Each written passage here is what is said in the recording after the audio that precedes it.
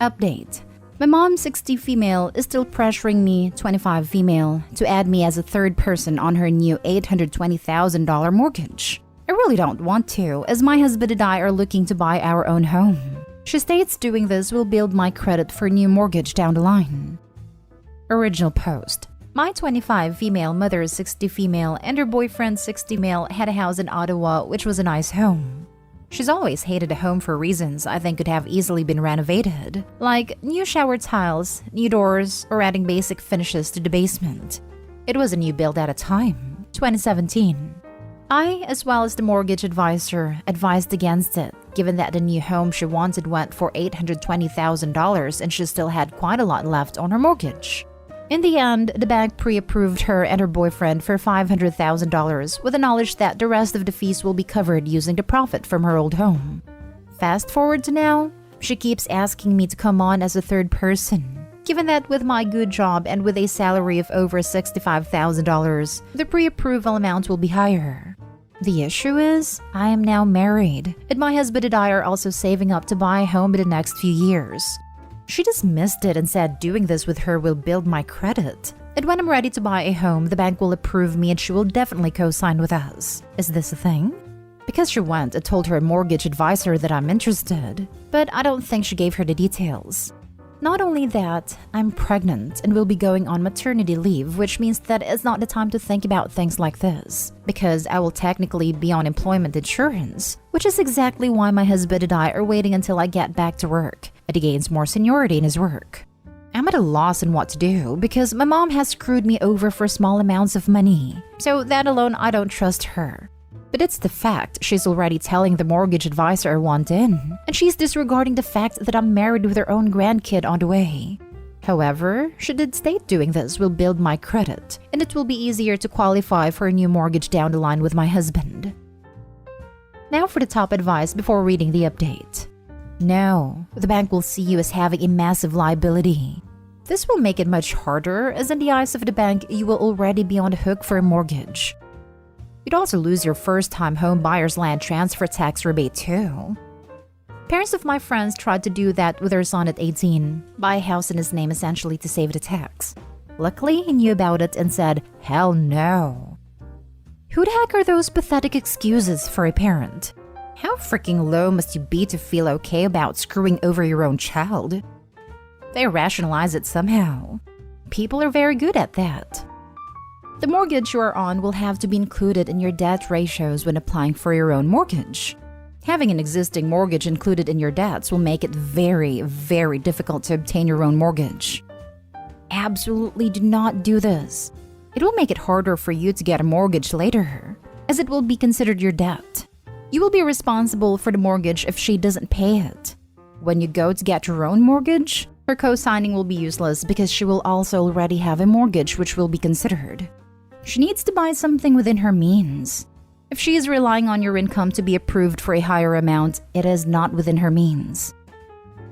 And now for the update. Last week, I posted what my mother was trying to do, which was have me co-sign her mortgage. Many people have asked for an update. So yesterday, I spoke with a mortgage advisor who not only admitted that my mom was a difficult client, as she was trying to do the impossible by getting this mortgage, but he also revealed that the reason she needed me to co-sign a mortgage was because she did not want to listen to his recommendation, which was to return the car she had leased, on which the maturity date is almost due, and to not finance a new car until she gets her mortgage funded, 2 months max. This is to ensure she does not have too much debt, and that her pre-approval amounts stay the same. Instead of doing that, she wanted me on a mortgage so she can increase the funding approval rate and get a new car financed. My husband and I were disgusted and shocked. The mortgage advisor was very honest and stated that if I get in on this, it will significantly reduce my borrowing power, and I will be on the hook for years.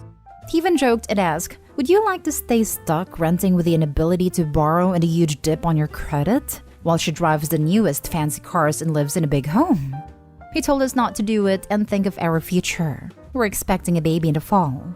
To cut it short, most of you are right. She had no intention of helping me in the long run, and it was only to satisfy her wants, while having no issues leaving my husband and baby and I on the hook for almost $1 million.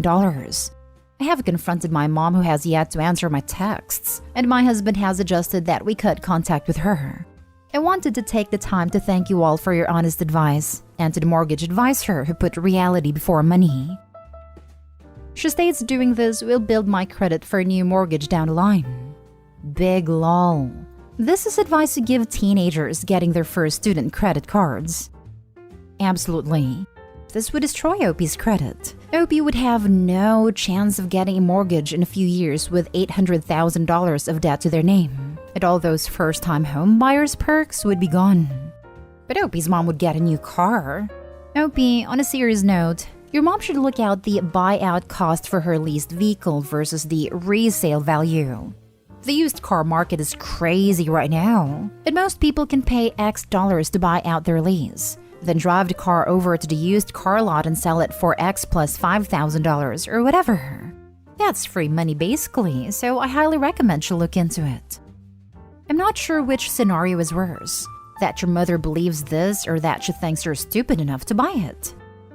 1. You do not need a mortgage to build credit. Just a credit card that you never use. Paying down would suffice. 2. If you are added on the mortgage/title, you, plus husband if purchasing together, will lose your first-time home buyer credit. 3. Just say no. Refuse to sign any documents. Yes, the mortgage advisor spoke to me about a first-time home buyer plan and how I would lose it if I co-signed this. I knew about this and told my mom. She dismissed it and said who cares because my husband would qualify. True, but really? I recall this post and commend you for making this difficult, but not so difficult decision. As a mother-to-be, you've absolutely made a right choice for your family, and like what your own mother was doing for her child. My answer isn't financial, but is this a pattern of behavior for her? Has she always tried to harm you for her own benefit and tried to guilt trip or manipulate you or others to get what she wants? If so, your husband is onto something with the suggestion of cutting contact with her or at least severely limiting it. She will likely continue to harass, shame and guilt you, telling you how you robbed her of her house. You don't need that now with a baby on the way. When I was younger, 21, I got the opportunity to move to the UK after finishing school. It was all against her wishes as she wanted me to stay in Canada for no good reason. I was living with her and forced to pay $1,000 in rent, plus utilities for living in her unfinished basement. When I told her I wanted to save and asked her to reduce the rent or give me startup money, she blamed me for being bad with money. At the time, I only made about $1,600 a month. Nevertheless, I rebelled, saved my money, got a second job, got the visa, and moved to the UK, which is actually where I met my now husband. When I was there, I was thriving in my own way, a job, apartment, friends, etc. Then about a year later, she would send me WhatsApp messages telling me she's extremely sick and had issues with her nerve muscles which was preventing her to move. She would call me sad and crying. A few months later, I went back only to see she was perfectly healthy and has never been better. She would then ask for money, get me to stay with her, and it's all a blur. But I gave up the apartment, paid what was left of the rent, and ended up staying in Canada, stagnant and paying her $1,000 plus utilities to stay with her. The only good thing that came from this was that I met my husband. We're now here, and he seems to catch on much quicker to my mom's manipulative tactics.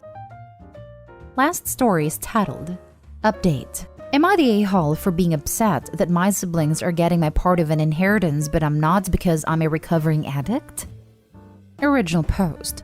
My parents are pretty wealthy. I'm 26, and from 21 to 25 I was in and out of rehabs. I was abusing so many different kinds of substances, and I wasted so much money. I OD'd once and it destroyed my family to watch me go through that. I am intensely ashamed of who I was as a person, and I have been sober for almost a year. My parents are now approaching their late 60s and have started finalizing their wills and inheritance. Yesterday, they sat me down and told me that I will not be getting any of the inheritance, as they don't trust me not to relapse with all that money suddenly in my possession, and as a result, my siblings will be getting my share of the money. I was pretty upset about this, and I said that they were going to make my siblings rich, while I would get nothing from it, and that wasn't fair. I was almost yelling at this point. They told me to calm down, but I was too upset to listen, and I left.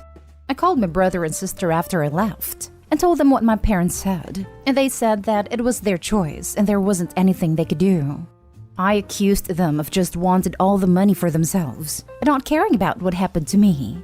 Today, I have my dad texting me that they are worried about me and disappointed in my behavior yesterday. I talked to my sponsor and he said that while anger is understandable, I have to do everything in my power not to ruin the trust I've built with my family over the past year, and acting like an a-hole addict won't help. Sometimes I still have trouble with my reactions to things now that I'm sober. However, I don't feel as though I'm entirely unjustified here. Am I the a-hole for getting upset? Now for the top comments before reading the update. You're the a-hole because you probably spent your share of the inheritance every time they tried to help you. Seriously? Add up every dollar they've spent on your addiction, or ask them to add it up, and then ask yourself if you deserve any more. Don't forget all the time and emotional labor that goes with all this. How many days off or vacations got sidelined? How many sleepless nights? Emotional/relationship damage caused by things said or done while OP was under the influence. OP, you took up way more than your fair share, and way more than the inheritance is even worth.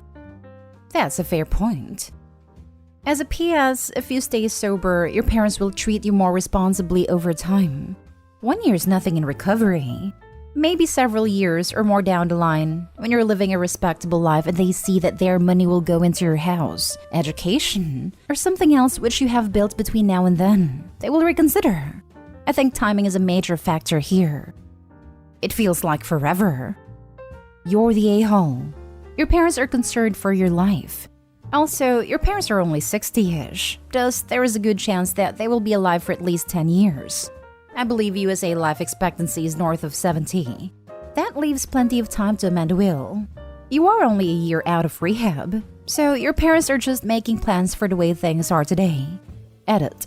Just reread that as late 60s, but the point still remains. They have to plan based on today, not based on what could be 10 years from now. But the way things are now won't always be the case. First, congrats on nearly a year. That being said, you spent nearly 1/5 of your life in rehab. I wouldn't blame them for not trusting you yet, especially since I'd bet you were using before the rehab. I'm guessing your parents paid for that? Not to mention all the attention that had to be put on you. That could have gone to your siblings. Addicts are an Olympic-sized pool's drain on a family's mental health and finances. They worried about you, made sure you were getting help, paid for it, and you repay them by going ballistic about that they won't treat you as if you did nothing to them? Yeah, they did pay for it. And now for the update. My first post wasn't hugely popular, but I wanted to update anyways. After what happened with my parents, I won't lie, I relapsed. I had a weekend where I blacked out. I remember getting back to my apartment and all the drugs and booze I had bought was gone. And it was a Monday morning. It was a lot of stuff.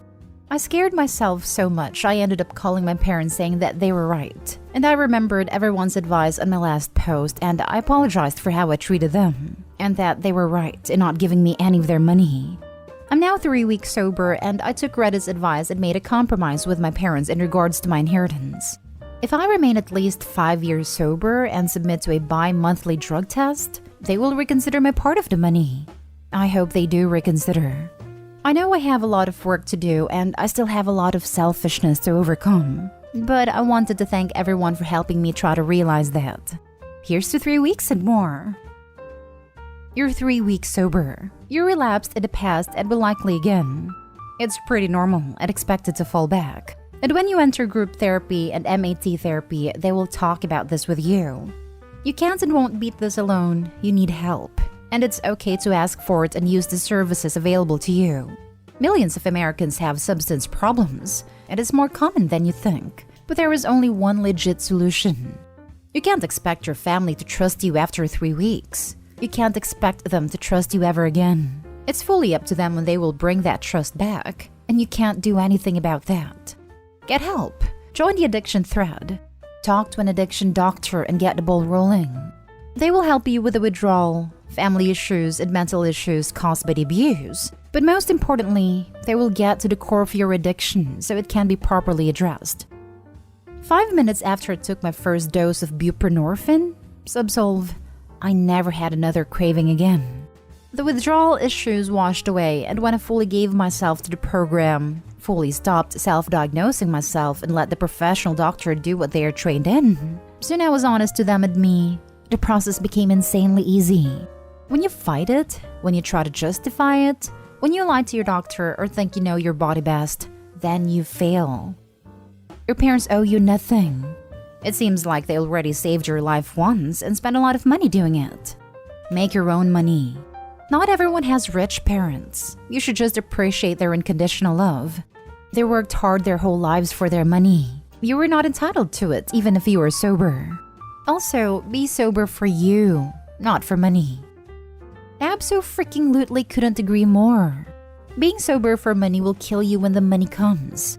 Addiction might take a break while you're sober, but it will pick up where it left off and can oftentimes pick up steam for lost ground if it gets traction. A sudden influx of money is almost always a destructive force if your foundation for sobriety is built on anything but a solid cornerstone. You more or less prove their point. At the first hurdle, you immediately used again. If they give you a penny more, you'll just relapse. Wait to completely miss the emotional impact of your parents saying they have no faith in you. They could have put the money in a trust and made it accessible in small amounts, conditional on verified and continuing sobriety. They could have not given anything, but cited the fact Opie had already spent his share of the inheritance and all the rehab and care during their bad years. But no, they basically just told him they don't think he'll amount to anything ever again. I'd probably relapse too. Not that I expect better from this sub. The last thread was a judgmental garbage fire, and I'm sure this one will be too. Huge amounts of people just straight up telling Opie is guaranteed to relapse again and is a piece of crap for doing so. That'll sure help him move forward. It's one thing to tell someone to adjust expectations and prepare for a struggle to maintain sobriety. It's quite another for hundreds of people to crap all over the vulnerable person at their lowest point. Nice job, everyone. Hope the self-righteous high was worth it.